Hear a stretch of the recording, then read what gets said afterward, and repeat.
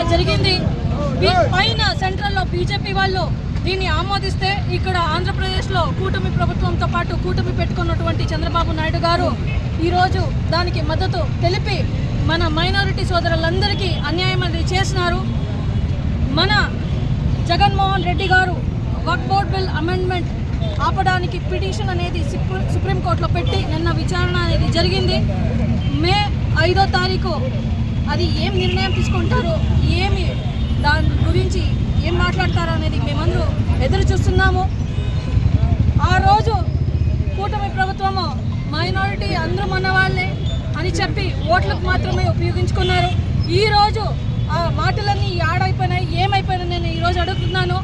ఒక వక్ఫ్ board amendment bill మీరు తీసుకొచ్చి మైనారిటీ సోదరులందరికీ అన్యాయం చేస్తున్నారు, ఆ సెక్టార్ని సపరేట్ చేస్తున్నారని నేను ఈరోజు చెప్తున్నాను.